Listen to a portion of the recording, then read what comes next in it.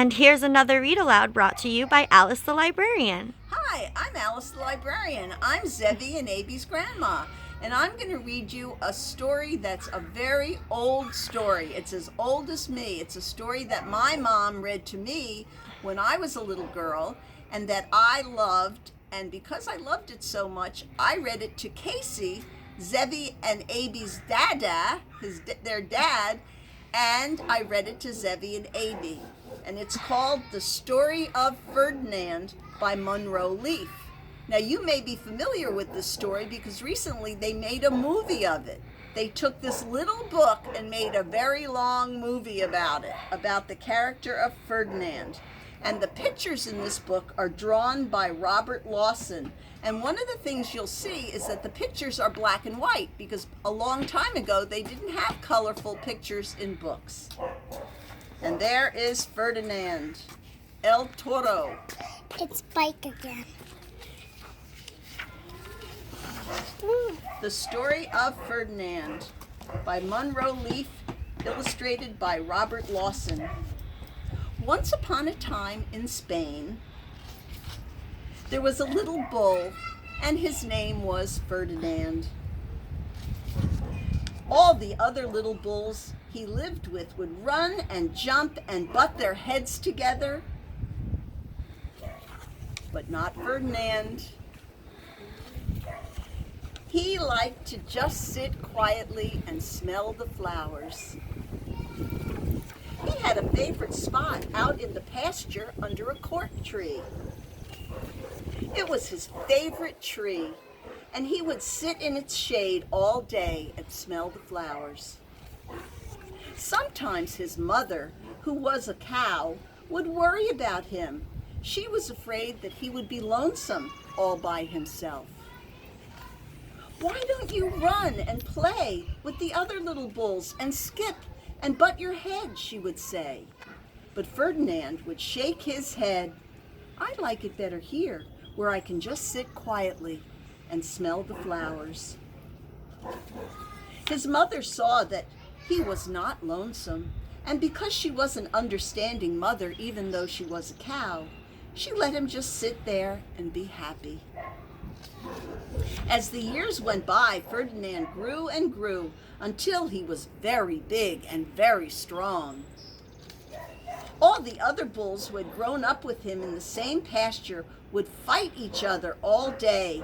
They would butt each other and stick each other with their horns. What they wanted most of all was to be picked to fight in the bullfights in Madrid. But not Ferdinand. He still liked to sit just quietly under the cork tree and smell the flowers. One day, 5 men came in very funny hats to pick the biggest, fastest, roughest bull to fight in the bullfights in Madrid. All the other bulls ran around, snorting and butting, leaping and jumping, so the men would think that they were very, very strong and fierce and pick them. Ferdinand knew that they wouldn't pick him, and he didn't care, so he went out to his favorite cork tree to sit down. He didn't look where he was sitting, and instead of sitting on the nice cool grass in the shade, he sat on a bumblebee. Well, if you were a bumblebee and a bull sat on you, what would you do? You would sting him, and that's just what this bee did to Ferdinand. Wow! Did it hurt? Ferdinand jumped up with a snort. He ran around puffing and snorting, butting and pawing on the ground as if he were crazy. The 5 men saw him, and they all shouted with joy. Here was the largest and fiercest bull of all, just the one for the bullfights in Madrid. So they took him away for bullfight day in a cart. What a day it was! Flags were flying, bands were playing, and all the lovely ladies had flowers in their hair. They had a parade into the bull ring. First came the bandolieros with long, sharp pins with ribbons on them to stick in the bull and make him mad. Next came the picadores, who rode skinny horses, and they had long spears to stick in the bull and make him madder. Then came the matador, the proudest of all. He thought he was very handsome, and he bowed to the ladies. He had a red cape and a sword and was supposed to stick the bull last of all. And then came the bull. And you know who that was, don't you? Ferdinand. They called him Ferdinand the Fierce, and all the bandolieros were afraid of him, and the picadores were afraid of him, and the matador was scared stiff. Ferdinand ran to the middle of the ring, and everyone shouted and clapped because they thought he was going to fight fiercely and butt and snort and stick his horns around. But not Ferdinand.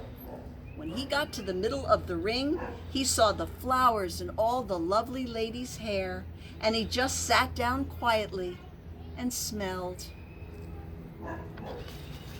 He wouldn't fight and be fierce no matter what they did.